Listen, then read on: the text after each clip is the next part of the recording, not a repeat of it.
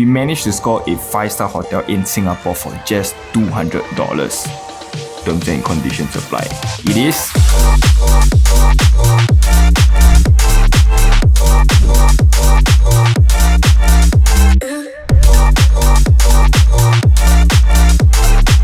What's up guys, so welcome back to another hotel review, and today we'll be reviewing the Fullerton Hotel Singapore. It's a 5-star very luxurious hotel situated in the center of Singapore and with over 400 rooms, and this building is very rich in culture and heritage, and it dates back to the 11th century. I'll not talk much about it and bore you all to the core with history, so let's get on with the check-in experience. And now talking a little bit about the check-in experience, all in all it took 7 minutes, but we tried to come early and have an early check-in, but we got denied. So after all the formalities have been done, we went to a restaurant in Fullerton Hotel itself called the Jade restaurant to have our lunch. So after our lunch exactly at 3 PM, we went to the counter, we queued up, and everybody else was checking in at the same time, and then we waited for another 6 minutes. So accumulatively, I would say the entire check-in experience took 13 minutes. So it's relatively long for a 5-star hotel, and overall I felt the experience wasn't really a 5-star hotel check-in experience. So without further ado, let's begin the room tour.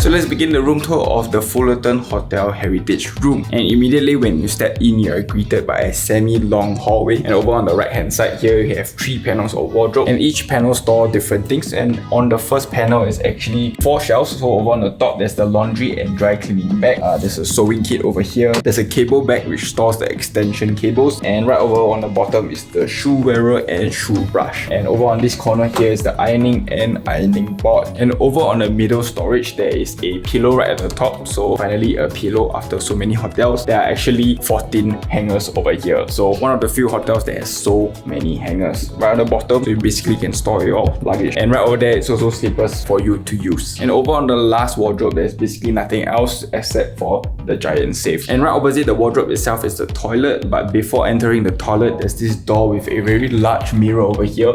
Basically floor to ceiling, very large. And as you enter the toilet itself, it's actually very long. And over on the left hand side, there's a bathtub and a giant mirror. And right beside the bathtub, there's the standing shower with a rain shower over the top. And there's actually a small chair over there, probably for you to sit and shower at the same time. 3 bottles of soap over there, not attached, really good, but bottle wise looks very small. And over on the right hand side is the wash basin area. Overall looks relatively small, but it still looks really luxurious, and it comes with this tap water that is for drinking. In terms of amenities, there are a couple of things. And right inside this box, you have more sewing kit, dental kit, shower cap, shaving kit, vanity kit, and a comb as well. And right below the wash basin area, there are more towels for your usage. And one cool thing about this toilet is that if you remember the Clan Hotel toilet, look at it. I don't think you'll manage to catch that, but it's basically automatic toilet as well with an inbuilt bidet and a seat warmer. One of the better toilets that I've ever sat on, and you should definitely give it a try. But I would say overall,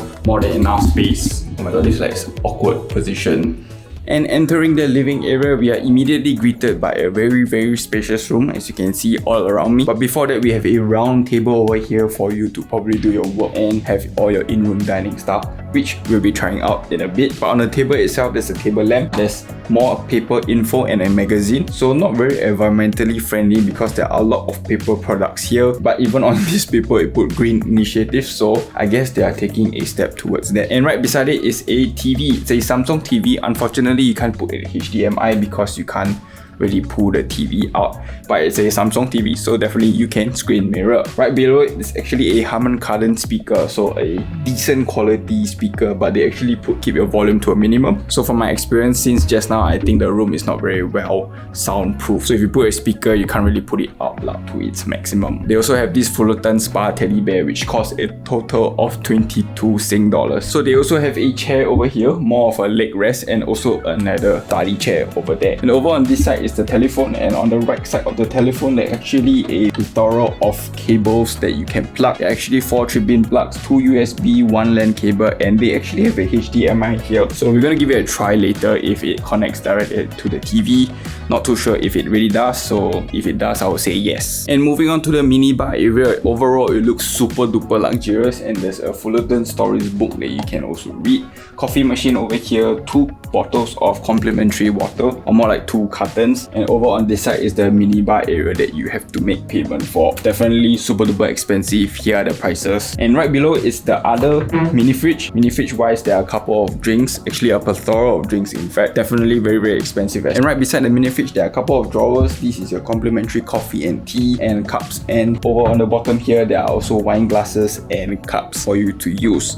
And right over on the end is a kettle. And proceeding to the sleeping area, over on the front there's actually a sofa for you to rest and relax and watch TV at the same time. And moving on to the sleeping area, it's a very large king size bed with 6 pillows, 2 small ones and 4 regular ones. Both sides there are table lamps. One side has a notepad, a phone and a couple of switches for the curtains and the light. And over on the other side is a analog clock, not your digital kind, and there's also more people over there. And talking about the flooring of the room, the entire living area and study area is carpeted. And over on the walkway and the toilet and the balcony, they're all tiles. Of course, these are more marble-ish tiles and outside are more textured tiles. Whether it's clean or not, let's give it a try.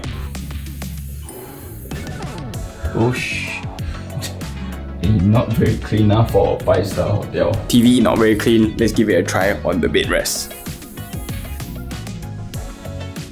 Okay, but still dusty. So overall wise, I would say the floor looks relatively clean except for the carpet. Not too sure how to test it, but TV wise, very dusty. A fail for a 5-star hotel. And not forgetting the room comes with a balcony wise. Balcony looks relatively spacious, but you don't really want to go out because right beside it is a high-rise building, so people tend to look down into the room itself. But there's 2 seats, a table, and for you to enjoy the breeze. View wise, we are only located on level 2, so we don't really get much view apart from the high CBD buildings.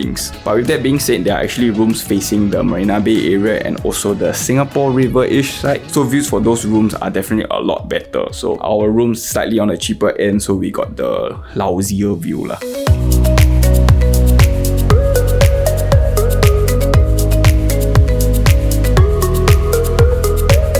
Now talking a little bit about the room info, we paid a total of $403 while club, and it comes with $200 dining credit. This room also doesn't come with breakfast, but these $200 dining credits can be used at Fullerton and Fullerton Bay itself. For the name of the room is Heritage Room and the size is 38 square meters. And now talking a little bit about the location wise, I would say overall the entire location of Fullerton Hotel itself is relatively decent. It's actually on the semi-outskirts of the central business district, so the nearest MRT is actually called Raffles Place, so it's a interchange, the green line and the red line, so really good in terms of location. But if you talk about the immediate surroundings, I'm not exactly too sure where's the nearest 7-Eleven. So right behind Fullerton itself, it is a CBD area, so there are a plethora of restaurants and amenities that you can go and check it out for yourself. So apart from amenities, sightseeing wise, I would say it's relatively decent as well, because once you step out of the hotel from the other entrance, just about less than a 5 minutes walk, you actually see Merlion and also the Marina Bay Sands. And right around it is the Marina Bay area, so you can walk around it during the evening and enjoy the night cityscape. With that being said, unfortunately, it's not sheltered all the way to the MRT, so if it rains, it might be a little bit hard for you to get to the hotel.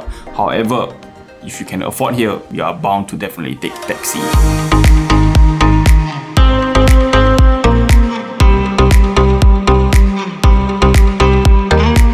So guys, so now we're gonna go through the in-room dining menu. So they have a QR code on the table itself to scan and check it out.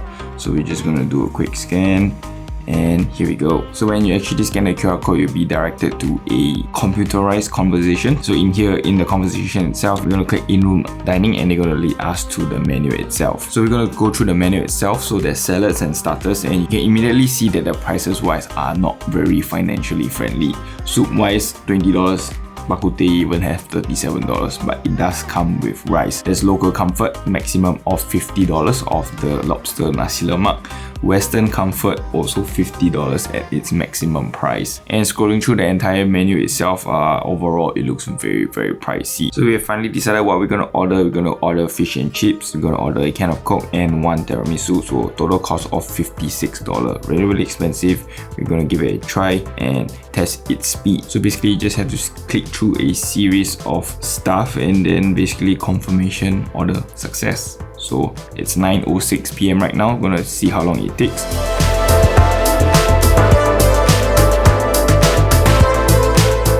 So yeah, I mentioned at the start of the video we did have lunch at Jade restaurant, which is part of Fullerton Hotel. In fact, it's actually located right inside Fullerton Hotel itself. It's really interesting. It's a buffet style concept, $58 plus. So basically they give you an entire menu and you just have to choose 15 items for the entire table. And they have a plethora of items, but they are mainly Chinese restaurants. We'll leave the menu up on screen so you guys can take a look and see for yourself what do they have. So food just came all in all, it only took 20 minutes. Fish and chips, tiramisu and coke. So I'm gonna give it a try and tell you guys how it tastes in a bit. What's up guys, so welcome to the end of day 1, the fish and chips. I wouldn't say it's worth the price it is. Quite flaky when you press the meat away, then the beer battle not as intense as I thought it would be. But overall it was a decent fish and chips, but I wouldn't say 5-star quality. What's up guys, so just got back from the gym. Overall I would say it's decent, not the best even for a 5-star hotel because there are no barbell or Smith machines for you to use, but dumbbell weights go up to 20 kg, a multitude of machines for you to use as well as a multitude of cardio machines for you to give it a go. Water and towels are also provided and also fruits. But yeah, for a 5-star hotel, I'd say they can do a lot better. And the overall feeling of the entire gym was actually very small-ish, not very big, but not too sure why. So yeah, day 2, we're gonna have breakfast now. So it's buffet breakfast. Like I mentioned yesterday, our room does not come with breakfast, so we're gonna use our dining credits, which is approximately $100 plus.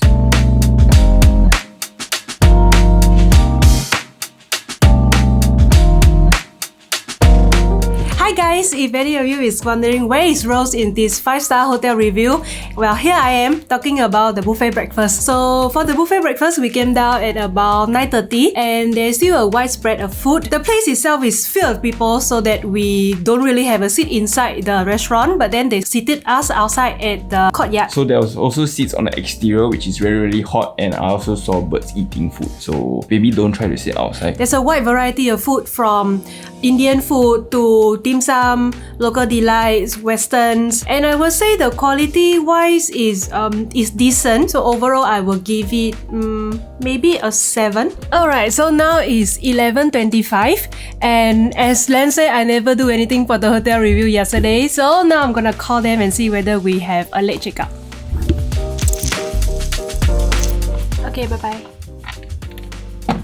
Okay, so after a very long wait, they will check for us and then they will call us shortly. Later.